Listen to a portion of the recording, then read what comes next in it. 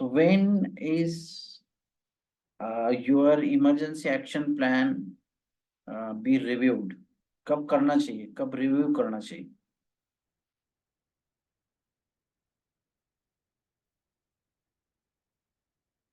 Emergency action plan कब review करना चाहिए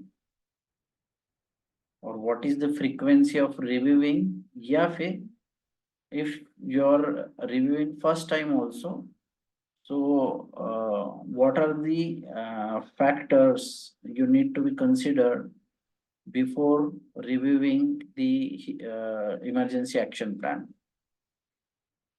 कब करना चाहिए आपका इमरजेंसी एक्शन प्लान को रिव्यू?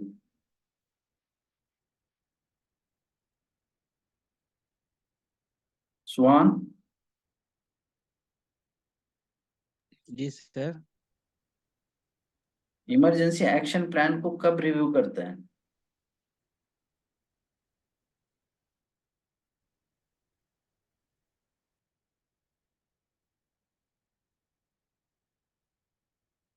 अच्छा, what are emergencies as per BOCW act और फैक्ट्रीज एक्ट? क्या क्या इमरजेंसी होती है, एग्जाम्पल बताएंगे?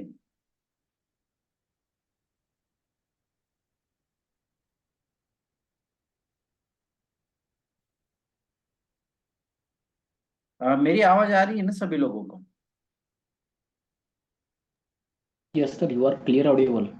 अच्छा अच्छा, इमरजेंसी के टाइप बता दीजिए जो कि फैक्ट्री एक्ट और BOCW एक्ट में जो लिखा हुआ या मेंशन किया हुआ है। What are the major emergencies जिसके लिए कि हम इमरजेंसी एक्शन प्लान बनाते हैं?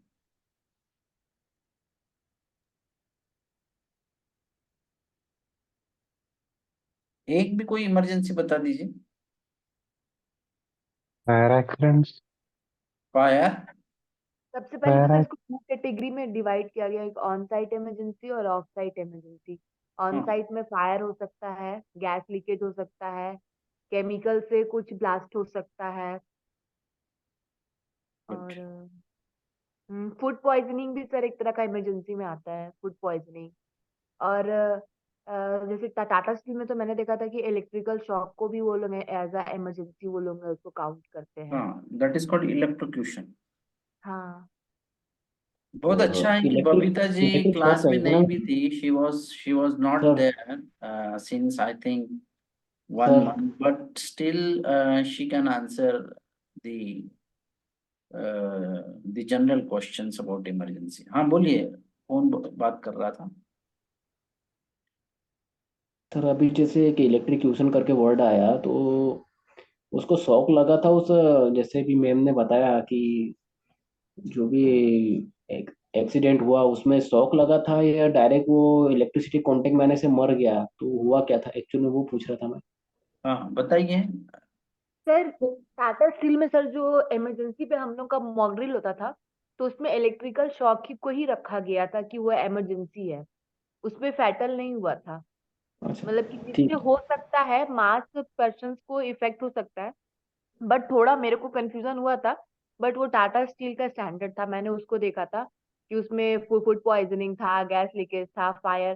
फायर के तो बहुत सारे रीजन हो सकते हैं, इलेक्ट्रोक्यूशन बहुत सारे रीजन, तो फायर एक था। फिर उसके बाद ये था, फिर ब्लैकआउट था, एक एक इमरजेंसी सिचुएशन की ब्लैकआउट हो जाए, या फिर कोई वाल्व वगैरह जैसे ये एलडी जो फर्नेस होता है सबका कुछ वाल्व फेलियर हो, तो वो सब बहुत रेयर होता था। लेकिन वो सबको भी मेन तो gas leakage, fire, electrical shock, food poisoning, ये सबको ही वहां पे ज्यादा मतलब वहां पे कैटेगराइज किया गया था। हाँ, क्योंकि अभी जो बार बार एक शब्द यूज किया जाता है वो इलेक्ट्रिक शॉक का है, अभी जिससे पहले क्या था वो इलेक्ट्रिक्यूशन के बारे में बोल रहे थे, इसलिए मैंने पूछ लिया। नहीं नहीं, इलेक्ट्रिक शॉक वहां पे ना मैंने पढ़ा था, मुझे भी थोड़ा सच बता इतना क्लियर नहीं हुआ, बट वहां पे अगर किया गया तो ऑब्वियसली। और ब्लैकआउट भी एक इमरजेंसी सिचुएशन है। नहीं, वो इलेक्ट्रिक्यूशन यानी मेजर शॉक है वो। Actually when the current flows through the body, समझ रहे पूरी तरीके से। जैसे इलेक्ट्रिक शॉक वो इसलिए है कि वन कैन नॉट, खाना खाओ। ठीक है। शॉक को क्या है कि हम ओवरलुक नहीं कर सकते। शॉक शॉक होता है, और जैसे अभी 20 मिली एम्पियर के नीचे अगर है तो वो तो चलो सेफ है। लेकिन आप देख रहे कि हाई वोल्टेज या हाई एम्पियर का करंट है और बॉडी के थ्रू जाता है, और जो फाइब्रिलेशन, समझ रहे हैं, या हार्ट फेलियर वगैरह हो जाना, तो वो दैट इज कॉल्ड इलेक्ट्रोक्यूशन, यानी आपका इंस्टेंट डेथ हो जा रही है। ठीक है। जो बीओसीडब्ल्यू एक्ट और फैक्ट्री एक्ट में लिखा था, that was fire explosion, release of a toxic chemical, then your chemical spill, electrocution, then natural calamities, और कुछ सीरियस इंजुरी, ऐसा इस तरह के वर्ड हैं। ठीक है। बाकी तो और भी ऐड कर सकते हैं, but these are the major emergencies which are included under different sections of the under sections of BOCW act and factories act. ठीक है। दूसरा आपको मैंने पूछा था कि इमरजेंसी एक्शन प्लान अगर आपका बन गया है, ठीक है, अब उसको बनने के बाद आपको रिव्यू करना है, तो उसका कोई फ्रीक्वेंसी है, या 6 महीने में करना है, 2 महीने में करना है, या कुछ लीगल रिक्वायरमेंट है उसकी, या फिर other than legal requirement, is there any other reason so that the emergency action plan can be reviewed? किसी को है जानकारी इसके बारे में? हाँ, ये सब ये पढ़े हैं हम लोगों ने, हम लोग ये क्या पूरा। सर? Good evening sir. या good evening Rampati Babu. Sir good evening sir. क्या पूछ रहे थे सर? मैं ये पूछ रहा था कि इमरजेंसी एक्शन प्लान को कब रिव्यू करना चाहिए? कोई मैनेजमेंट आपका चेंज होता है तो आपका उस टाइम प्लान प्लान बदल कोई प्लान मैनेजमेंट बन चुका कोई है, मैनेजमेंट चेंज होता कोई मैनेजमेंट चेंज होता है तो उस टाइम किया जाता है। और कोई अगर मेजर इंसिडेंट हो गया तो उस टाइम अगर कुछ बराबर सही बोले। कहीं बहुत मेजर एक्सीडेंट हो गया, समझ रहे हैं, यानी एक तरह से कोई इमरजेंसी सिचुएशन ही हो गई। आपने प्लान तो बनाया था पहले, लेकिन आपने आपका प्लान बनने के तुरंत 1 महीने के बाद कोई मेजर एक्सीडेंट हो गया। ठीक है। जो मैं मेजर इमरजेंसी बोल रहा हूँ, वही कोई मेजर एक्सीडेंट हो गया, कोई फायर एक्सप्लोजन, केमिकल स्पिल, या इस तरह के कुछ इंसिडेंट हुए मेजर, का मतलब which have a significant impact either on the human life, आपका प्रॉपर्टी वैल्यू, या फिर एनवायरमेंटल डिग्रेडेशन हो रहा है ज्यादा से ज्यादा। तो ये आप जहां पर सिग्निफिकेंट इम्पैक्ट हो रहा है, जो भी मेजर इमरजेंसीज हैं, तो अगर आपका प्लान 1 महीना ही पहले क्यों ना बना हो, लेकिन अभी तुरंत इमरजेंसी सिचुएशन हो गई, कुछ कैजुअलिटी हो गया हुआ, या फिर बड़ा नुकसान हो गया है, तो आपको तुरंत ही इमरजेंसी एक्शन प्लान को रिव्यू करना चाहिए, या ठीक है। ये एक हो गया। दूसरा है कि जैसे रामपति बाबू ने बताया कि मैनेजमेंट ऑफ चेंज, ठीक है, कुछ ऐसे चेंजेस हो रहे हैं आपके, it could be in your procedure, process, design, procurement, raw materials, anything, कोई भी activity which may have a significant impact due to the that particular change, administrative change भी, ठीक है। एडमिनिस्ट्रेशन में कुछ चेंज हो गया, कुछ ऊपर के की पर्सोनल में चेंज हो गया है, या कुछ एचएससी के एकदम टॉप मैनेजमेंट में कुछ फेरबदल हो गया है, तो ये भी इस तरह की भी एक्टिविटी कुछ न कुछ इम्पैक्ट, या उसका कुछ ना कुछ डिफरेंस होता है, लेकिन वो सिग्निफिकेंट रहना चाहिए। ठीक है। एक्सीडेंट होने के बाद तो करना ही करना है, वो इरिस्पेक्टिव ऑफ दी कि कितनी एक कैजुअलिटी हुई या 10 कैजुअलिटी हुई। ठीक है। एक भी कैजुअलिटी हुआ है, या मेजर कुछ डैमेज हो गया, प्रॉपर्टी डैमेज, एनवायरमेंटल पोल्यूशन हो गया है, और वो की मेजर था, तो आपको करना चाहिए इमरजेंसी एक्शन प्लान को रिव्यू करना चाहिए, ठीक है। यानी आपका प्रिपेयर्डनेस, अदर रिसोर्सेस जो भी है, इक्विपमेंट है, आपका मैन पावर है और बजट, ये सबको रिव्यू करना पड़ेगा आपको। यानी फिर से आपकी तैयारी जो है वो चेक करना पड़ेगा, वो थ्रू योर रिहर्सल और through mock drill, your testing the effectiveness of your emergency action plan, ठीक है, whether it is effective और and reliable, ठीक है। तो ये एक हो गया, आपको मैंने इमरजेंसी पूछा था। दूसरा पूछा था कब रिव्यू करना चाहिए। बाद में यहाँ पर who is the key person who looks after the overall command during the emergency situation, समझ रहे ना। कौन कमांड ले लेगा इमरजेंसी के समय में।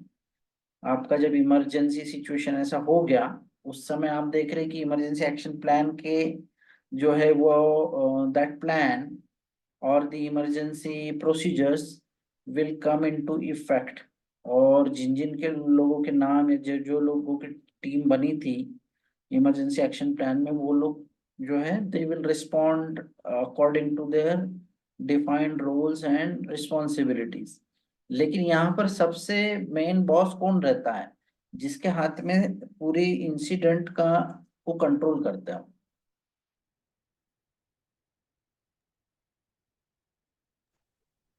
वैसे तो ऑन साइट इमरजेंसी में जनरल मैनेजर करता है, हाँ, कौन कुछ कौन जगह पर की इंसिडेंट। पर्सन हो सकते हैं, who are the key person which is to be included in a emergency action plan.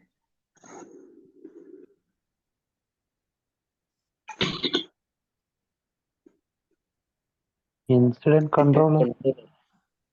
Incident controller जो है उसके ऊपर और एक रहेगा, जैसे अभी नीलेश जी ने बताया कि वो जनरल, अगर प्लांट है आपका तो जनरल वो he could be any any person, ठीक है। वो कंपनी जो है आपके ऑर्गेनाइजेशन, वो किसको वो रोल असाइन करती है, वो कोई जनरल मैनेजर हो सकता है, एजीएम हो सकता है, वर्क्स मैनेजर हो सकता है, प्लांट मैनेजर, कोई भी हो सकता है। लेकिन जिस वो कंपनी, आपका जो ऑर्गेनाइजेशन है, कंपनी है, उन्होंने वो उनको लिखित में वो रिस्पॉन्सिबिलिटी देना चाहिए कि, या फिर सॉरी, इमरजेंसी एक्शन प्लान में उनका नाम रहना चाहिए कि ही will be the main incident controller, ठीक है। उसके नीचे जो है वो साइट इंसिडेंट कंट्रोलर रहता है। वो साइट इंसिडेंट कंट्रोलर, एक तो अगर आपका फैक्ट्री है तो प्रोडक्शन के साइड से भी हो सकता है, नहीं तो फिर एचएसी के भी कोई सीनियर पर्सन रह सकते हैं। This may vary from organisation to organisation, ऐसा ये नहीं है कि कोई क्लियर कट फार्मूला है कि यही रहना चाहिए।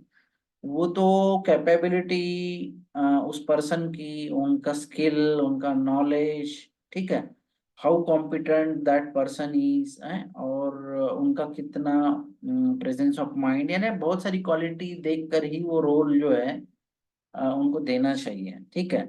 लेकिन ज्यादातर आपका जो मेन इंसिडेंट कंट्रोलर है वो ऑर्गेनाइजेशन के कोई ऊपर के ही व्यक्ति, अपर मैनेजमेंट के ही कोई ना कोई लेंगे, the one who can take quick decisions, जिनको। साउंड नहीं आ रहा है। साउंड नहीं आ रहा है, किसी को भी नहीं आ रहा है। आ रहा है सर, साउंड तो आ रहा है अंदर। उनका हो सकता है नेटवर्क इशू हो। हाँ, क्लियर साउंड है। ठीक है। क्या बता रहा था मैं, कि कॉम्पिटेंट पर्सन को वो रोल देना चाहिए। और आपका वर्क्स में अगर वर्क्स मैनेजर है, यानी अगर प्लांट आपका प्रोडक्शन प्लांट है, तो जनरली हम लोग क्या बोलते हैं, जो प्रोडक्शन और ये सब चीजें देखते हैं उनको हम प्लांट मैनेजर बोलते हैं या वर्क्स मैनेजर भी बोलते हैं। तो वो जो ऐसा समझो कि 3 शिफ्ट है और आपका जनरल शिफ्ट, उनको भी तो यानी ओवरऑल प्लांट का जो मैनेजमेंट को जो मैनेज करते हैं, जैसे प्लांट मैनेजर, वर्क्स मैनेजर, उनको मेन इंसिडेंट कंट्रोलर बनाना चाहिए, ठीक है। उनके नीचे जो है वो साइट इंसिडेंट कंट्रोलर रहेंगे वो जनरली तुरंत ही, जैसे इंसिडेंट हो गया या कोई इमरजेंसी हुई, तो तुरंत वो कंट्रोल रूम में जाके कंट्रोल रूम से, जो भी आपका सेंट्रल कंट्रोल रूम रहेगा, वहां से जाके वो इंसिडेंट को कंट्रोल करना की शुरुआत कर देंगे। He will be called as a site incident controller. और जनरली वो भी प्रोडक्शन की ही साइड से रहेंगे, जो कि शिफ्ट इंचार्ज रह सकते हैं। अगर उस शिफ्ट में है तो शिफ्ट इंचार्ज रहेंगे। बाकी HSE, environment, security, administration, welfare, ये सब टीम जो है वो तुरंत उनको असिस्ट करने लग जाएगी, ठीक है, एज पर दी आपका इमरजेंसी एक्शन प्लान, ठीक है। या फिर अगर HSE के प्रोफेशनल जो है उनको अगर उसका जनरली एक्सीडेंट आपका इन्वेस्टिगेशन और ये सब इनका उनको नॉलेज रहता है, तो या एक्सपर्टाइज रहता है, तो ये रोल उनको भी दिया जा सकता है इंसिडेंट कंट्रोलर का। लेकिन ये ultimately this relies wholly solely on the that particular organisation कि वो किसको क्या रोल देते हैं, ठीक है। ठीक है, अभी फिर से हम हीरा पे वापस।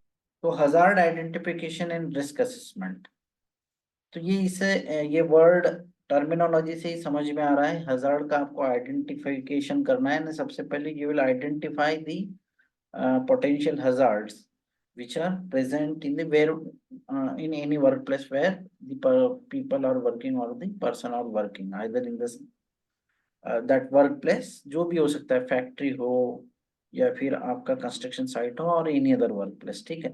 तो आप हजार्ड में क्या क्या टाइप रहेंगे, व्हाट आर तो डिफरेंट सर टाइप?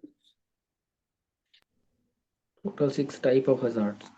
हाँ तो सर हाँ, physical hazard, chemical hazard, ergonomic hazard, biological hazard, psychological hazard.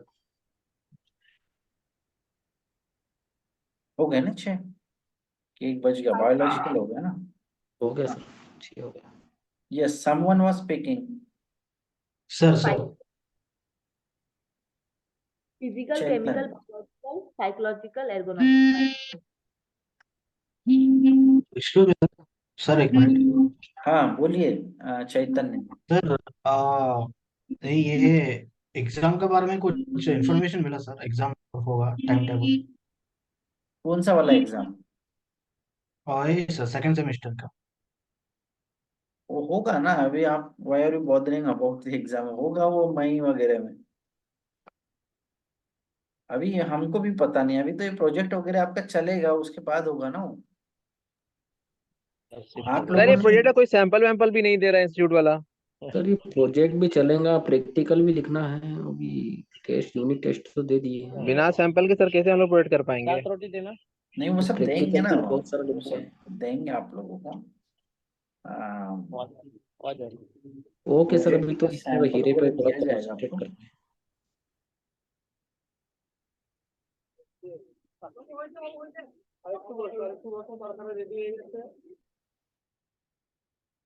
तो ये जैसे आप देख रहे हैं कि this is one of the methodology to assess or to identify the presence of hazard and the correlated risk level to that particular hazard, ठीक है। ये हम लोग, या evaluation of risk after identification of hazard। तो जैसे कि ये this is one of the method, ऐसे there are different methods for hazard identification and risk evaluation। उसमें से ये एक मेथड है hazard identification risk assessment, ठीक है। तो इसमें देखिए क्या क्या स्टेप्स है वो देख लेते हैं। अच्छा, ये हीरा जो है ये भी एक एक्टिविटी है, ये कब करना चाहिए, ठीक है। अगर आप देखोगे कि ये भी एक इसका भी एक समय है हजार्ड आइडेंटिफिकेशन रिस्क असेसमेंट करने का। तो ये आप देख रहे हैं कि ड्यूरिंग कंस्ट्रक्शन फेज जो है, या during your ongoing construction project जो है, उस समय आप आपको करना चाहिए। और दूसरा, आप इमरजेंसी एक्शन प्लान बना रहे हो या ऑन साइट इमरजेंसी प्लान, तो while developing such a plan, you the first step is to carry out HERA, ठीक है, HERA of different activities on the that particular site। और आप mitigation measures उसी एक्टिविटी का बनाएंगे जनरली। अभी जैसे the other students was pointing out that कि ISO 45,000 में ऐसे बोल रहे हैं कि जिसके सिग्निफिकेंट इम्पैक्ट हो, या समझ रहे हो, वही एक्टिविटी का आपको मिटिगेशन मेजर बनाना है। ज्यादातर जो एक्सेप्टेबल रिस्क है उसका आपने मिटिगेशन मेजर नहीं भी बनाया तो चलेगा।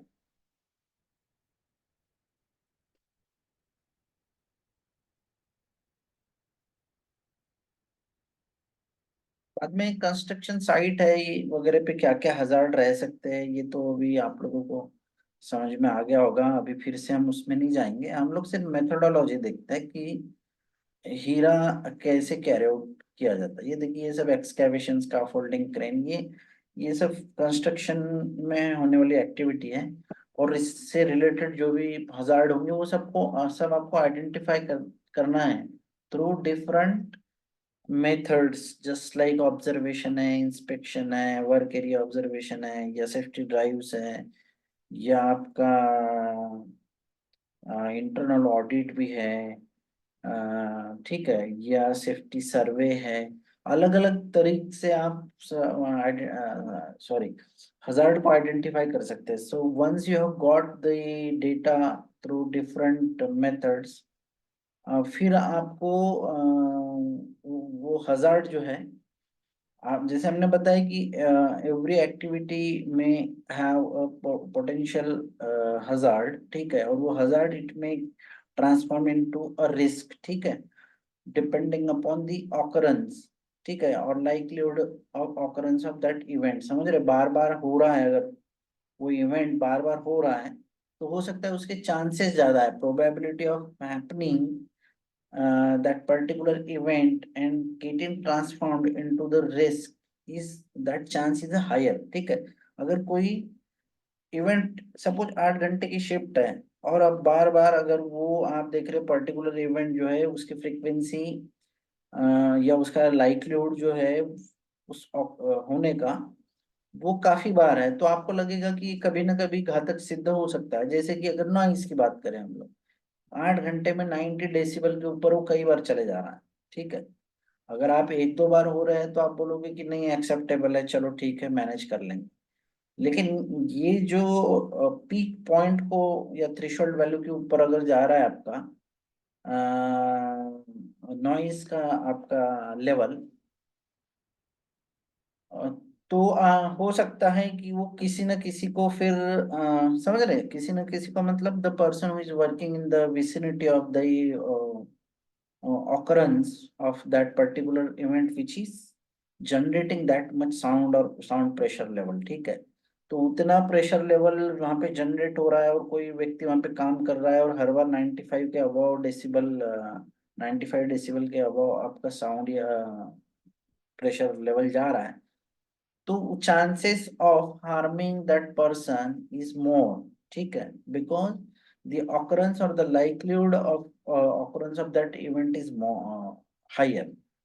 तो ये आप देख रहे हैं कि पोटेंशियल यानी हजार्ड की हम बात कर रहे हैं कि उसमें पोटेंशियल है, लेकिन वो रिस्क में तभी कन्वर्ट हो रहा है जब उसका ऑकरेंस जो है, वो लाइक्लीहुड ऑफ ऑकरेंस जो है वो अगर हाइयर है, समझ रहे हो, ज्यादा बार हो रहा है, चांसेस उसके होने के ज्यादा है, तब जाके वो रिस्क में कन्वर्ट हो रहा है, ठीक है। तो अभी हम यहाँ पर ये जो टेक्निक है हैजार्ड आइडेंटिफिकेशन रिस्क असेसमेंट, इसमें एक्चुअली कर क्या रहे हैं, इसमें दो तरीका है। एक है qualitative risk assessment and then the other is quantitative risk assessment. अब रिस्क देखिए, आपने हजार्ड का आइडेंटिफाई कर लिया, आपने उसको अकॉर्डिंगली रिस्क भी क्लासिफाई कर दिए हजार्ड को, लेकिन ये सब एक्टिविटी करने के पीछे का ऑब्जेक्टिव क्या है, समझ रहे? ऑब्जेक्टिव ये था, उस दिन भी हम बात कर रहे थे कि वी आर एस्टिमेटिंग, ठीक है। हम लोग हर एक चीज को काय में तोलते, पैसों में तोलते हैं ना। अगर मैं बोलूंगा कि नहीं बहुत ज्यादा रिस्क है तो क्या समझ में आएगा? कुछ नहीं समझ में आएगा। और मैं बोलूंगा कि नहीं, इससे कम से कम मेरे को 10 लाख का नुकसान हो सकता है, तो आपको समझ में आ जाएगा। हाँ, तो हम लोग क्या करते हैं, अगर कोई ऑब्सोल्यूट वैल्यू, ऑब्सोल्यूट टर्म या अब्सोल्यूट, अगर मॉनेटरी वैल्यू में अगर हम पैसों की बात करते तो हमको जल्दी समझ में आता है। इसका मतलब अगर वो रिस्क को, if by any formula if you convert that risk into a cost to the organization, ठीक है, in terms of some monetary value, यानी जो रिस्क है अब उसको आप कन्वर्ट करने की, उसको तोलने की कोशिश कर रहे हो आप कॉस्ट में, यानी कंपनी को कितना कॉस्ट बियर करना पड़ रहा है। और अगर उस कॉस्ट को भी आपने एस्टिमेट कर लिया by any formula, mathematical formula जो भी होगा, हाँ, कि आपका अगर कोई बॉयलर में एक्सप्लोजन हो गया और हम बोले कि नहीं बहुत बड़ा एक्सप्लोजन हुआ, उससे क्या पता चलेगा। और अगर हमने बोले कि नहीं हमको 10 करोड़ का नुकसान हुआ, तो ये 10 करोड़ कैसे असेस करके निकाला आपने। जैसे ही कि हम लोगों ने बीच में बात किया था कि जो रिस्क एक्सेप्टेबल है ऑर्गेनाइजेशन को, वो तो ऑर्गेनाइजेशन अपने लेवल पर रिस्क को कंट्रोल कर लेगी, that is called risk control. और अगर जो रिस्क एक्सेप्टेबल नहीं है या फिर जो नॉन टॉलरेबल है और विच इज नॉट टॉलरेबल, उसको क्या कर रही है ऑर्गेनाइजेशन, उस वो रिस्क जो है उसको ट्रांसफर कर दे रही है इंश्योरेंस कंपनी को। ठीक है, यानी ऐसा समझो कि आपके कंपनी को पता चल गया कि यहाँ पे बॉयलर है या फिर टैंक फार्म है या डीजल वगैरह के बड़े बड़े टैंक फार्म है, यहाँ पे आग और एक्सप्लोजन लगने की चांस है। इसका मतलब यहाँ पे आग और एक्सप्लोजन हुआ तो आपके पास कितनी भी तैयारी हो, प्रिपेयर्डनेस, फिर भी मेजर एक्सीडेंट होगा तो कई कैजुअलिटी होगी। और कैजुअलिटी तो होगी ही, प्रॉपर्टी डैमेज भी होगा, एनवायरमेंटल डैमेज भी होगा। तो फिर कंपनी अपने आप को कैसे सेव करके रखे, तो वो क्या करेंगे, एक पॉलिसी ले लेंगे। उनको पता है कि नहीं ये पर्टिकुलर इंस्टॉलेशन में, मेजर हजार्ड इंस्टॉलेशन, यहाँ पे खतरा ज्यादा है, यहाँ कुछ होगा तो हम कुछ नहीं कर पाएंगे। तो अगर वो वहां पे, समझ रहे, आपने अगर प्रोजेक्ट कॉस्ट निकाला या आपका पूरा जो जितना भी प्रोजेक्ट कॉस्ट है होगा, सपोज 10 करोड़ का होगा या 100 करोड़ का होगा, उससे 1.5 गुना ज्यादा जो है उसका, अगर आप टोटल प्रोजेक्ट कॉस्ट के 1.5 टाइम्स आपने इंश्योरेंस लेना चाहिए, ऐसे इस तरह से आप, ठीक है। यानी अगर कुछ लॉस होता है तो that loss will be beared by the that insurance organisation when this your organisation claims that such incident has happened. अच्छा, ये हो गया कि इंश्योरेंस कंपनी को आपने अपनी रिस्क ट्रांसफर कर दिए थे कि फायर और एक्सप्लोजन होगा, तो हमने 500 करोड़ का या 50 करोड़ का जो भी होगा, जो भी वैल्यू का उन्होंने इंश्योरेंस लिया होगा, तो अब एक्सीडेंट हो चुका।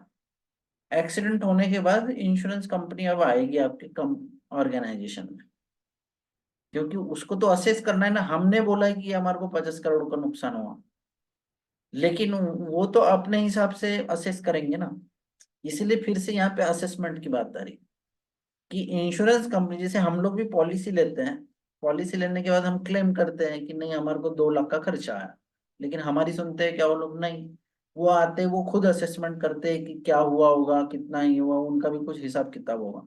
उसके बाद वो बोलते हैं नहीं आपको तो सिर्फ 80,000 का ही नुकसान हुआ है, तो हम आपको 80,000 ही देंगे।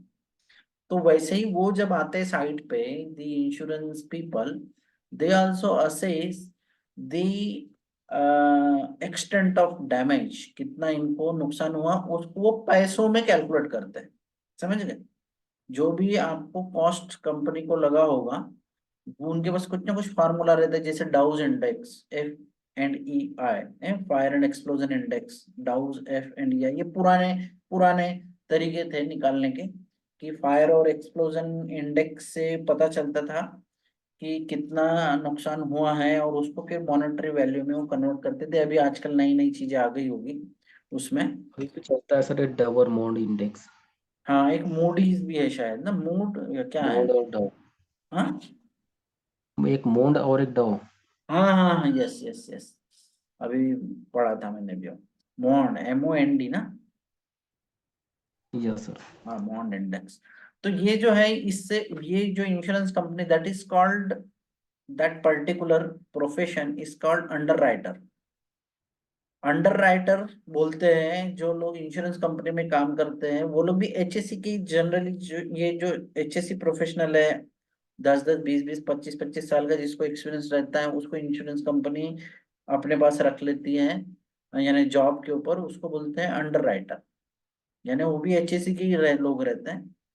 और बाद में जैसे कोई एक्सीडेंट या इंसिडेंट हो गया, वो लोग आते हैं और आपके साइट पे, और फिर वो जो भी आपको नुकसान हुआ होगा उसका लेखा जोखा या जो भी असेसमेंट करते हैं, यानी पैसों में तोलेंगे वो, आपने जो बोला और उन्होंने जो निकाला। ठीक है, तो इसका मतलब कोई ना कोई तो टेक्निक है जिसमें कि उस रिस्क को वो लोग कॉस्ट में, मॉनेटरी वैल्यू में कन्वर्ट कर रहे हैं, है कि नहीं? तो ये वाला जैसे भी यहाँ पे फॉर्मूला है रिस्क का, एल इंटू क्या था, एस।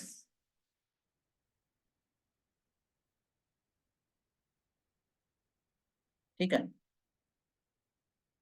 एल का मतलब है likelihood of occurrence of an event, और दूसरा ये severity of that particular event. ठीक है, तो लाइक्लीहुड, यहाँ से लाइक्लीहुड से ही पता चल रहा है कि ये प्रोबेबिलिटी की बात है या फिर चांस की बात है। यहाँ पर आप, यानी इसका मतलब ये जो रिस्क है ना, रिस्क इज स्टैटिस्टिकल टर्म।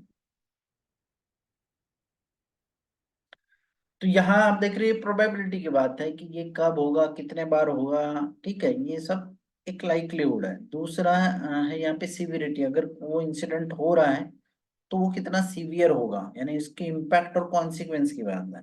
ये ऑकरेंस की बात है, चांस, ऑकरेंस होने के चांस की बात है। और ये जो सीवियरिटी है, जो कॉन्सिक्वेंस होंगे, जो इफेक्ट होगा, जो इम्पैक्ट होगा, उसका कॉन्सिक्वेंस कितना सीवियर होगा, कम सीवियर है, मीडियम सीवियर है, या फिर ज्यादा सीवियर है, हाई। ठीक है, तो यहाँ पर आप हर एक चीज आप देख रहे हैं यहाँ पर, ये एक लाइक्लीहुड, एक स्टैटिस्टिकल वैल्यू है यहाँ पे जो निकल रही है। तो यहाँ इन्होंने क्या कर दिया, इसको जब मल्टीप्लाई कर दिया तो आपको एक एक वैल्यू मिल रहा है, मैथमेटिकल टर्म। ठीक है, और बाद में इसको ही आप जो है इसको आप मॉनेटरी वैल्यू में कन्वर्ट कर सकते हैं। ठीक है, तो अभी मैं आपको स्टेप बताता हूँ कि हजार्ड आइडेंटिफिकेशन रिस्क असेसमेंट का क्या प्रोसीजर है।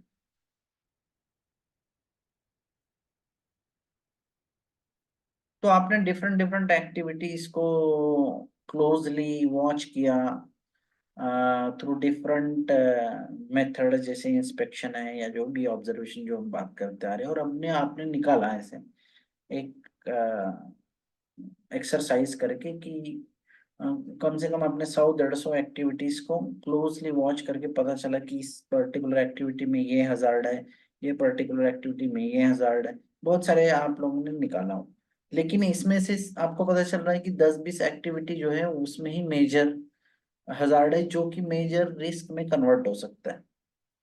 मेजर रिस्क में तभी कन्वर्ट होंगे जब उसका लाइक्लीहुड ज्यादा रहेगा, चांस ज्यादा रहेगा उस पर्टिकुलर हजार्ड का ऑकरेंस में। ठीक है, अ, होने में, तब जाके उसका रिस्क ये हो रहा है। अब रिस्क को भी आप क्या कर रहे हो, रिस्क को भी क्लासिफाई कर रहे हो। एक बार आपने हजार्ड को आइडेंटिफाई कर लिया, अब आप उस हजार्ड के रिलीवेंट आपका क्या रिस्क रहेगा, उसको आप क्लासिफाई कर रहे हो कि हाँ इस पर्टिकुलर हजार्ड का जो रिस्क है वो लो रिस्क है, या मीडियम रिस्क है, या फिर हाई रिस्क है। ठीक है, तो जहां जहां हाई रिस्क आएगा आपको लग रहा है, क्योंकि ये आपके असेसमेंट की बात है। ठीक है, ये इसीलिए उस particular the one who carries out hazard and risk assessment, उसके विजडम पे भी रहता है ये, समझ रहे? कौन व्यक्ति ये हीरा कर रहा है। हो सकता है मैं जो हीरा करूँ उस समय कोई एक्टिविटी में रिस्क लेवल में मीडियम रखूं, और अगर रामपति बाबू होंगे तो वो उसी एक्टिविटी का रिस्क लेवल शायद ज्यादा रखेंगे। तो ये वेरी भी हो सकता है फ्रॉम पर्सन टू पर्सन थोड़ा बहुत। ठीक है, लेकिन अ, इसमें क्राइटेरिया रहेगा, ऐसा नहीं है कि उन्होंने और मैंने डिसाइड कर लिया कि which will be the higher risk और which should not be a medium, which should be a low और मीडियम रिस्क। वैसा नहीं, एक क्राइटेरिया रहेगा जो कि ऑर्गेनाइजेशन क्राइटेरिया बनाएगी, यानी आपका कंपनी एक क्राइटेरिया बनाएगा वो बोलेगा कि जैसे भी हमने रिस्क, रिलेटिव रिस्क की बात की, वैल्यू कि suppose L into S, suppose 5 × 5 25 आ रहा है, और मैंने सेट किया है कि नहीं अबाउट 20 अगर जा रहा है, अबाउट 20 अगर ये जो एब्सोल्यूट वैल्यू है वो रिस्क की अगर जा रही है, तो मेरे लिए टॉलरेबल नहीं है। That risk is not tolerable to me. To me का मतलब मेरे ऑर्गेनाइजेशन को टॉलरेबल नहीं है। अप टू 20 यानी जो वैल्यू है, रिस्क की value L into S, suppose मैंने L की भी वैल्यू 5 लिया, S की भी वैल्यू 5 लिया, तो ये 25 हो रहा है। लेकिन ऑर्गेनाइजेशन ने, हमारे कंपनी ने ये सोचा है कि नहीं 20 के अबाव हम एक्सेप्ट नहीं करेंगे रिस्क को, तो अप टू 20 जो है आपकी रिस्क जो है वो एक्सेप्टेबल है। तो जब भी आपका जो रिस्क का वैल्यू विद इन 20 आ रहा है, यानी लाइक्लीहुड और दूसरा सीवियरिटी भी आफ्टर मल्टीप्लिकेशन, तो आपको, आप बोलोगे कि चलो ये this is manageable at the organisational level, ठीक है। आप कुछ ना कुछ मिटिगेशन मेजर ये वो लगा के उसको हरदम मैनेज कर लेंगे। लेकिन जहां अबाउट 20 जा रहा है, हो सकता है वो फायर रिस्क हो सकता है वो एक्सप्लोजन रिस्क हो सकता है वो लीक ऑफ टॉक्सिक गैस हो, it could be a chemical leak और केमिकल स्पिल, ठीक है। इस तरह के कुछ इवेंट हो सकते हैं जिसकी रिस्क जो है वो अबाउ सपोज 20 जा रही है, जैसे कि हमने सेट किया है कि इसको 20 रखा है। ये इधर उधर कम ज्यादा भी हो सकता है कंपनी से कंपनी, ठीक है। तो अबाउट 20 अगर जा रहा है तो मेरे लिए टॉलरेबल नहीं है। इसका मतलब अभी हम लोग को कुछ ज्यादा हाथ पैर मारना पड़ेगा, ज्यादा अब सोचना पड़ेगा कि क्या किया जाए। हाइड्रोजन के सपोज सिलेंडर है या हाइड्रोजन स्टोरेज है, और आपको पता है कि हाइड्रोजन जो है वो जल्दी या एक्सप्लोजिव हजार्ड है, ठीक है हाइड्रोजन। या फिर आपने बहुत लार्ज क्वांटिटी में डीजल को स्टोर करके रखा हुआ है, समझो 10,000 किलोलीटर्स, हाँ ये 15,000 किलोलीटर्स वगैरह, और आपने सारे सेफ्टी प्रिकॉशंस वगैरह लिए, फिर भी खतरा तो हरदम रहता है, ठीक है। आपने कितनी भी तैयारी की हो, लेकिन एक छोटा सा फायर या ट्रिगर पॉइंट जो है जिससे कि आग अगर लगी तो then it can not be controlled, समझ गए। आपका कितनी भी तैयारी हो, उसके बाद भी अगर आप लार्ज क्वांटिटी में you are storing the flammable liquids, so it can spread, that fire can spread from one point to the another, और वो बहुत जल्दी ड्रास्टिकली एक जगह से दूसरी जगह फैल भी जाती है। और उस समय जैसे हम बोल रहे हैं कि what ever emergency action plan में हमने जो बनाया होगा या ऑन साइट इमरजेंसी प्लान में, उसके ये सभी प्लान जो है हम इसलिए बना रहे हैं, अगर ऑब्जेक्टिव की बात करें to minimise the effect of such emergencies और to contain the effect of emergency. यानी हमको भी पता है कि अगर कोई मेजर इमरजेंसी, मेजर इवेंट हो गया या एक्सीडेंट हुआ तो हम पूरी तरह से उसको नहीं संभाल सकते, पर थोड़ा बहुत अ, उसको में कंटेन कर लेंगे, समझ रहे। जैसे अगर आपके पास एम्बुलेंस तैयार है, मेडिकल फैसिलिटी तैयार है, लोग तैयार है, टीम तैयार है रेस्क्यू वाली, तो अगर जहाँ पे 50 होने वाले थे कैजुअलिटी, वहां पे पता चल रहा है कि 5 ही हुई है, 45 लोगों को आपने बचा लिया। लेकिन जो इंसिडेंट जो है, जिस तरह की एक्टिविटी इंडस्ट्रियल लेवल पे चलती है और जहाँ पे हजार्डस प्रोसेसेस है, वहां पर हरदम चांस रहता है कि सच hazards में transform into a greater risk, ठीक है। तो इसीलिए आपको हरदम तैयार रहना चाहिए और ये इमरजेंसी एक्शन प्लान में। लेकिन मैं आपको कुछ बता रहा था, इसमें भूल गया मैं प्रोसीजर बता, हाँ टॉलरेबल नॉट टॉलरेबल। तो अबाउट 20 के अबाव अगर आपका जा रहा है तो वो आपको टॉलरेबल नहीं रहेगा, ठीक है। और बाद में आप उसमें क्विकली कुछ ना कुछ एक्शन लेंगे उसके ऊपर, और कुछ स्ट्रिक्ट मिटिगेशन मेजर्स आपने बनाया होगा, तो वो उसको इम्प्लीमेंट करके जो रिस्क है उसको कम करने की कोशिश करेंगे, ठीक है।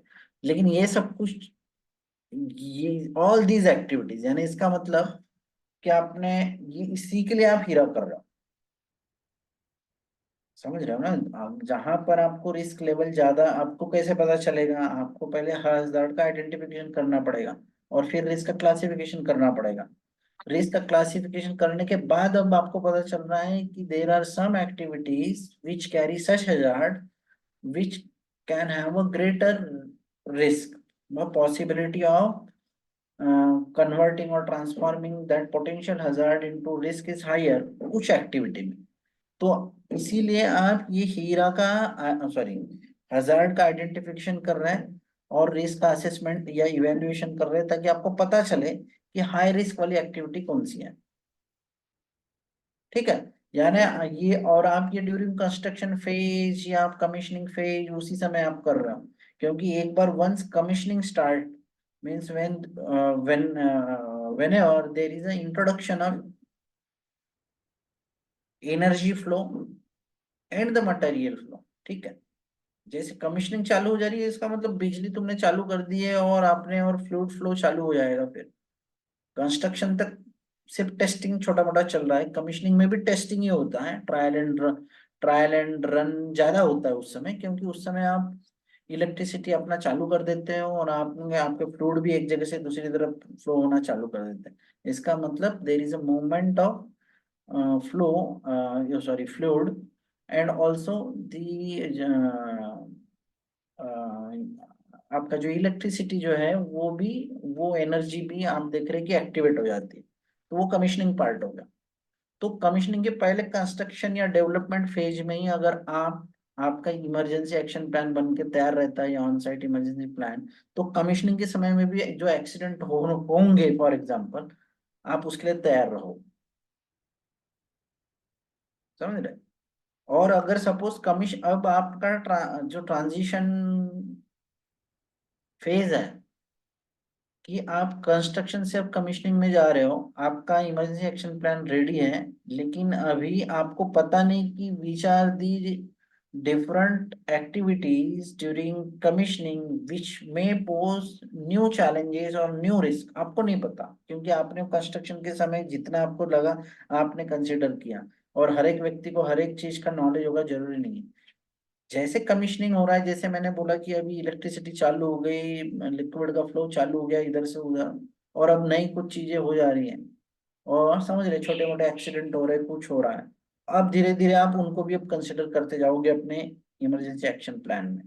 इसलिए आपका इमरजेंसी एक्शन प्लान जो है वो that will never be in it should not be a static, it should always be a dynamic. इसका मतलब कुछ जो भी नई नई चीजें आ रही है आपके साइट के ऊपर, वो एक्टिविटी को फिर से आपको जैसे जैसे आपका प्रोजेक्ट आगे प्रोग्रेस हो रहा है वैसे वैसे नई नई एक्टिविटी अगर आपको पता चलती है यार ये तो कुछ नया चीज है, इसमें कुछ नया हजार्ड है, इसमें कुछ नया रिस्क है, तो आपको तुरंत ही असेस करके फिर से आपको इमरजेंसी एक्शन प्लान में उसको कंसिडर करना चाहिए।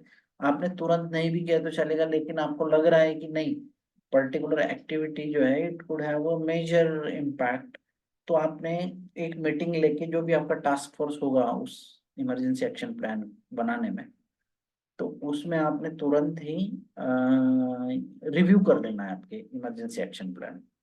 रिव्यू करके जो भी आपको लगा कि नई नई चीजें आ गई, कुछ डिजाइन चेंजेस हो गए, कुछ नया इक्विपमेंट आ गया, कुछ रॉ मटेरियल में कुछ नई नई चीजें आ गई है और आपको लग रहा है कुछ एक्सप्लोजिव आ गए साइट के ऊपर, पहले आपने असेस नहीं किया था, अभी आपको कमीशनिंग के समय कुछ लग रहा है, तो फिर आपको इमरजेंसी एक्शन प्लान में उसको रिव्यू करके मीटिंग वीटिंग लेके जो भी है जो प्रोसीजर है आपको ये सब चीजें ऐड करनी चाहिए। इसका मतलब आपका ईएपी इमरजेंसी एक्शन प्लान है वो रिव्यू होते रहना चाहिए।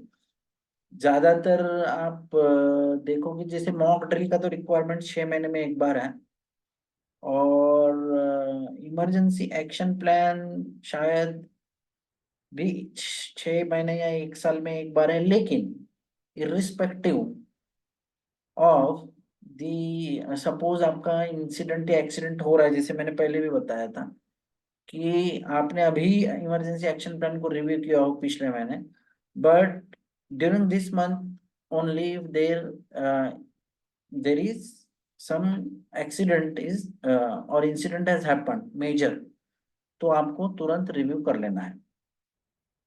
वो उसका वहां पर फ्रीक्वेंसी की बात नहीं है कि 6 महीने में और 5 महीने, ऐसा है मेजर एक्सीडेंट हुआ रिव्यू करना है, बस काम खत्म।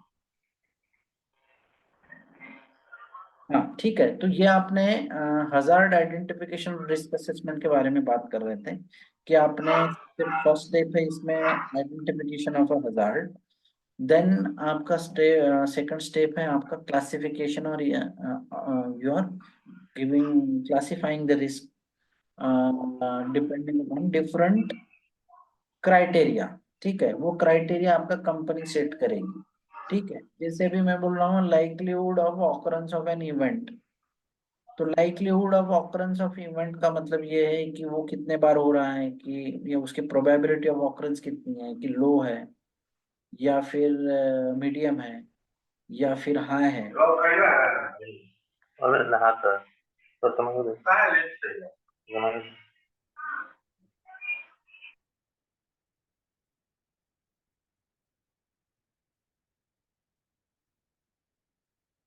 ठीक है, मैं बोल सकता हूँ कि सपोज कोई इवेंट की जो लाइक्लीहुड है या चांस है वो अनलाइकली है। फॉर एग्जांपल ये मैंने क्राइटेरिया रखा, सपोज अनलाइकली, बिल्कुल पॉसिबिलिटी नहीं है कि ये इवेंट होगा। ये इवेंट का मतलब सपोज मैंने नॉइज वाला ले लिया कि जनरेटर सेट है आपका और वो हरदम आपका चल रहा है और वहां पे दो चार लोग काम कर रहे हैं और नॉइज जो है वो हरदम आपका फ्लक्चुएट हो रहा है 80, 85, 90, 95 वगैरह वगैरह। क्या बोल रहा था मैं, और ठीक है, likelihood of occurrence of event की बात कर रहा था मैं, कि अगर वो बार बार हो रहा है, यानी सपोज मैं वो क्राइटेरिया मैं अब सेट कर रहा हूँ। फॉर एग्जांपल मैं हूँ कंपनी, अभी अभी मैं सेट कर रहा हूँ, मैं बोल रहा हूँ कि ये पर्टिकुलर इवेंट जहाँ पे कि 95 के अबाव डेसिबल जाएगा आपका, इसके चांस ऑकर होने के, इसके चांस और लाइक्लीहुड मैं बोल रहा हूँ बिल्कुल अनलाइकली। अनलाइकली का मतलब पॉसिबल ही नहीं है, not possible with in 8 hour shift. ऐसा मैं अगर बोलता हूँ कि there is a unlikely chance of happening or occurrence of particular event or exceeding the 95 decibel value is very less or unlikely, यानी ये मेरा एक क्राइटेरिया हो गया अनलाइकली। दूसरा मैं बोल रहा हूँ यस लाइकली, यानी अब मैं बोल रहा हूँ कि नहीं हो सकता है, ये कुछ कुछ कुछ समय ये हो सकता है, बार बार भी हो सकता है। फिर मैं बोल रहा हूँ कि ये प्रोबेबल है, इम्प्रोबेबल है। तो ये जो जिस क्राइटेरिया पे आप रिस्क को इवेल्युएट करोगे, ये कंपनी ये क्राइटेरिया बनाएगी। या दूसरे में कॉन्सिक्वेंस की भी बात कर रहा हूँ, ये लाइक्लीहुड की बात हो गया जो मैंने अभी बताया कि हो सकता है, नहीं हो सकता, या 8 घंटे में इतने बार हो सकता है, या फिर बिल्कुल रेयर है चांस। दूसरे इसमें मैं बोलूंगा इम्पैक्ट की बात करूंगा, कॉन्सिक्वेंस L/S है ना, तो मैंने पहले लाइक्लीहुड की बात किया, दूसरे में अब मैं इफेक्ट की बात कर रहा हूँ। मैं बोल रहा हूँ कि स्मॉल लो इम्पैक्ट है इस इवेंट का जो हुआ है।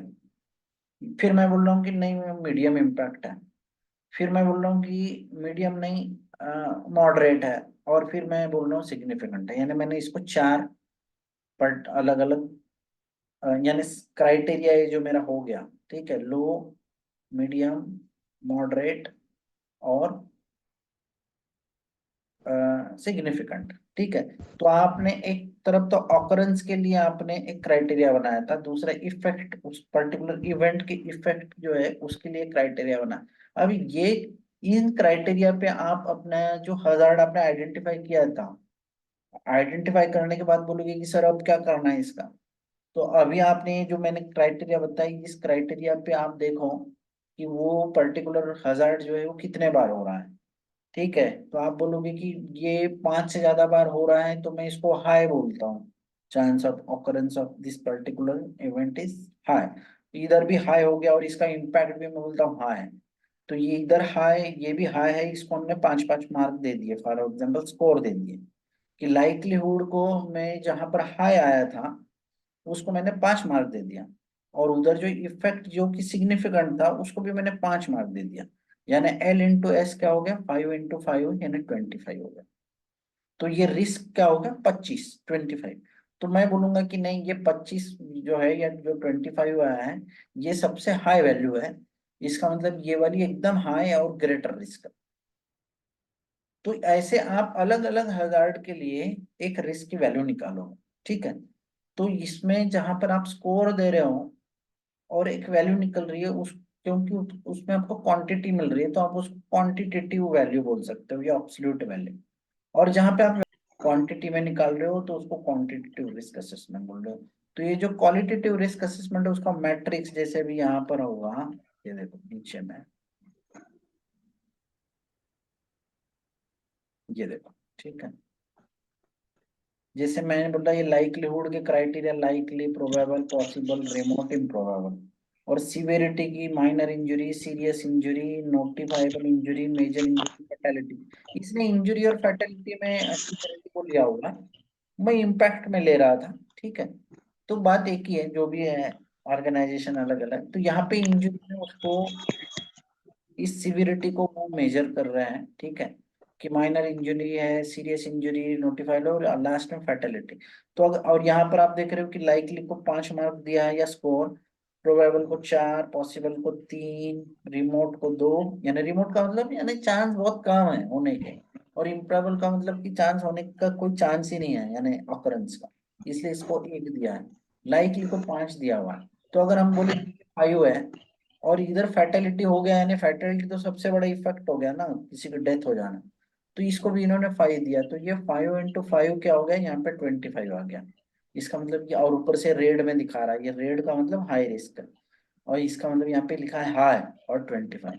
तो जहां जहां आपको रेड दिख रहा है, कहीं पर स्कोर कम है, 15, 12, अब 12 to 25, ये आपको रेड में दिख रहा है, इसका मतलब हाई रिस्क। अब ये 12 से 25 जो है ये कंपनी ने सेट की होगी आपका, अबाउट 12, जैसे मैंने 20 जब भी बता रहा था, ये वाली कंपनी ने 12 लिया होगा।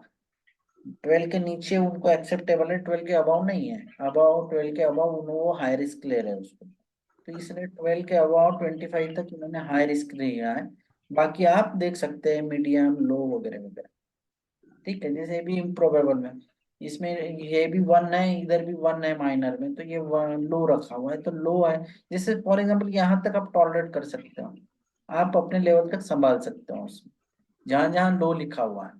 तो बाद में जैसे जैसे आपका रिस्क लेवल बढ़ रहा है, वैसे वैसे फिर आपका कंट्रोल मेजर्स आपको हाथ ज्यादा ध्यान देना पड़ेगा, तो कंट्रोल मेजर्स पर आप पर इसको ये चीजें थोड़ा समझ में नहीं आ रहा, जैसे लाइकली तो ज्यादा मार्क्स दिया है इसको, और सिक्योरिटी में फैकल्टी को ज्यादा मार्क्स दिया है, इसको कैसे? नहीं, इसको लाइकली का मतलब कि चांस होने के चांसेस बहुत है, उस इवेंट होने के चांसेस, इसलिए 5 अच्छा, है। हाँ, समझ गए। ये ज्यादा पॉसिबिलिटी है, लाइकली मतलब वो हमेशा होने के चांसेस है हाँ ऐसा, हाँ हाँ हाँ इसलिए ज्यादा मार्क्स दिया। और यहाँ पर जो minor injury, serious injury, notifiable injury, major injury और फैटिलिटी, हाँ तो उसके माइनर इंजुरी को 1 डाला है, सीरियस इंजुरी के 2, ऐसे ऐसे करके मार्क्स फैटिलिटी को हाई डाला है।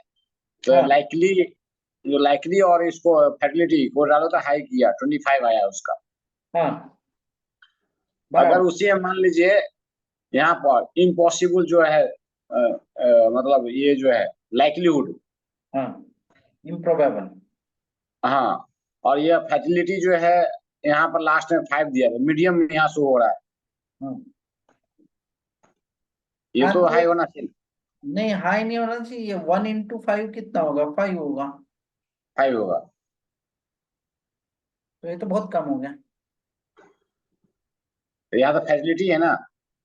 नहीं, लेकिन वो फैटेलिटी है जरूर, सर लेकिन यहाँ ये यानी ऐसा है कि ऐसा समझो कि 2 साल में एक बार कोई तो भी इवेंट हुआ, इसलिए हम इम्प्रोबेबल बोल रहे हैं, या 5 साल में एक बार हुआ, लेकिन वो 5 साल में एक बार जो इवेंट हुआ उससे फर्टिलिटी हो गई, तो हाँ, अब तो हो गई, लाइटनिंग का, लेकिन इवेंट क्या होने, जैसे ये कोई दिख रहा है क्या? लाइटनिंग का एग्जांपल हम ले सकते हैं कि यहाँ पर जैसे लाइटनिंग तो 2-3 साल, 5 साल, 10 साल में एक बार हुई सपोज, और बिल्डिंग भी डैमेज हुई, लोग भी मरे, और कुछ टूल्स मशीन थी वो भी बर्न हो गई। लेकिन 5 साल में, 10 साल में एक बार हुआ इवेंट, तो यहाँ पर हम लाइक्लीहुड एक ही लेंगे। हाँ, और वो यहाँ पर वो लाइक्लीहुड यानी चांस होने के ऊपर बोल रहे हो, कि अगर कोई जैसे भी कोई मशीन होगी आपका, ठीक है, जिसमें सपोज कोई लेबर काम कर रहा है और उसका हाथ जाके कट गया हो, या फिर वहां कटने में डेथ हो गई है, और ये वाले 5 साल में पहली बार हुआ हो, या ये इस तरह की घटना 10 साल में या 15 साल में 1-2 बार ही हो रही है। तो इसलिए उसको इस रिस्क लेवल को उन्होंने कम रखा हुआ है, क्योंकि इस पर्टिकुलर इवेंट होने के चांस बहुत कम है, 5-10 साल में एक बार हो या। लेकिन कुछ इस तरह के इवेंट है जैसे ये लाइकली और इधर फैटेलिटी की बहुत ज्यादा चांस है होने के भी, और उसके मेजर इम्पैक्ट एंड फैटेलिटी में कन्वर्ट होने के भी। तो इसलिए वो उस तरह का रखा। तो ये ऑर्गेनाइजेशन कम ज्यादा हो सकता है, वही मैंने बताया कि आपने बोले सर ये यहाँ 5 क्यों रखा लिखे, तो आप ये नंबरिंग कम ज्यादा कर सकते हो। दूसरा आप ये वाला क्राइटेरिया भी कम ज्यादा कर सकते हो, ये कंपनी के एक्सेप्टेबिलिटी पे है, वो खुद सोचेंगे कि what is acceptable to them and what is not.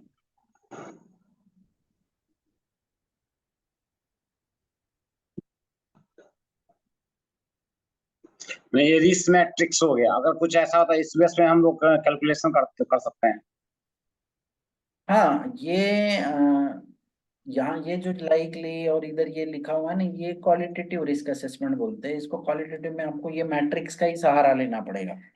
ठीक है, आप जो भी आपका कंपनी का जो सिस्टम होगा इसके रिस्क को इवेल्युएशन करने के लिए, ये 1 2 3 4 5 हो सकता है या 10 तक हो सकता है, जो भी है या इन्होंने। ये 1 2 3 4 बहुत सारा 1 2 3 4 ही लेता है, कहीं 5 लेता है। हाँ वो तो सिर्फ नंबर, वो तो आप लोगों को समझने के लिए है ना। हम्म। तो वो कैसे भी रह सकता है।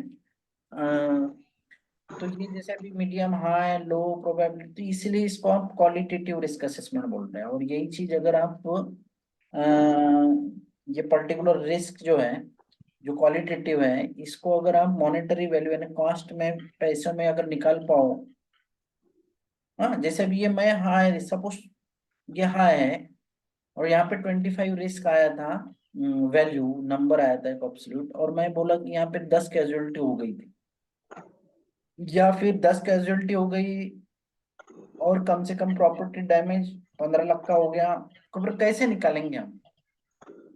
जो जो ह्यूमन लॉस हुआ उसका वैल्यू कैसे निकलेगा, मॉनेटरी वैल्यू। दूसरा प्रॉपर्टी डैमेज का वैल्यू कैसे निकलेगा, तो ये अगर कुछ ना कुछ उसका फार्मूला है, और अगर उसको मॉनेटरी वैल्यू में निकाल सकते हैं तो उसको आप क्वांटिटेटिव रिस्क असेसमेंट बोल सकते हैं। ठीक है, वो है ही नहीं आपके सिलेबस में, दिख तो नहीं रहा, लेकिन वो भी अच्छा टॉपिक है क्वांटिटेटिव रिस्क असेसमेंट। तो है तो कभी पढ़ा दीजिएगा उसको सब। हाँ पढ़ा तो खत्म ही नहीं होता है HSC बोलो तो, यानी कहाँ शुरू करें और कहाँ खत्म करें। चलो ठीक है, बात तो इस तरह से आप उसको जैसे अभी आपने अभी इवेल्युएशन कर लिया, आपको अब पता चल गया कि इसकी रिस्क ज्यादा है जैसे, तो अब आप इधर कंट्रोल करोगे ये जो है ना कंट्रोल मेजर्स, और बाद में हायरार्की ऑफ कंट्रोल, तो ये आप लोगों ने पढ़ा ही है फिर एलिमिनेशन वगैरह वगैरह ये। ठीक है, ये जो हायरार्की ऑफ कंट्रोल उसके हिसाब से फिर आप रिस्क को कंट्रोल करोगे। अब तो मैं ये नहीं पढ़ाता, ये तो हर जगह पढ़ा ही होगा आपने। और सर अब इसी में एक आता है ना कि जो हम हीरा बनाते हैं उस टाइम, तो वहां पे 1 2 3 लेते हैं, लो मीडियम हाई रिस्क लेते हैं, वहां पे लाके फिर एक्सेप्टेबल रिस्क में उसको कन्वर्ट करते हैं। हाँ तो यही हो गया, ऐसा समझो कि यही है जैसे भी वो नंबर दे रहे, पहले 5 दिया था, अब आपने हो सकता है कि अभी आपने सपोज ये 25 था, और अब हाँ आपने अच्छा कंट्रोल मेजर्स दे दिए, और अभी आपको आप मॉनिटर भी कर रहे हो, आपका सुपरविजन मॉनिटरिंग बढ़ गया है, बढ़िया आप अच्छा ध्यान दे रहे हो, टीम भी लगाए हो आपने, रिव्यू भी हो रहा है, सब कुछ चल रहा है बढ़िया। तो अब आपका ये हाई, आपको पता चल रहा है कि नहीं ये वैल्यू अब 25 से नीचे घट के 20 पे आ गई फॉर एग्जाम्पल, या फिर 15 पे आ गई फॉर एग्जाम्पल, 3 into समथिंग जो भी होगा 15। तो अब आप अपना एज थोड़ा आप घटाओगे, हो सकता है पहले आपको वहां पर हर दिन का 2,000 रुपए के PP लग रहे थे, अब आपको पता चलता है कि नहीं ये 200 रुपये ही लग रहा है, यानी आप कंपनी का पैसा बचा रहे हो।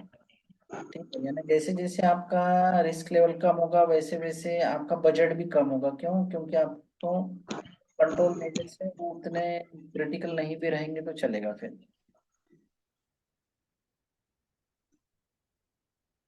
ठीक है, और बाद में आपने ये सब हीरा डॉक्यूमेंटेशन हो गया आपका, कि आपने एक्टिविटी लिया, उसके हजार्ड आइडेंटिफाई कि आपने लिखे उसमें, फिर उसको रिस्क रैंकिंग वगैरह दिया, बाद में आपने मेजर रिस्क वाली एक्टिविटीज को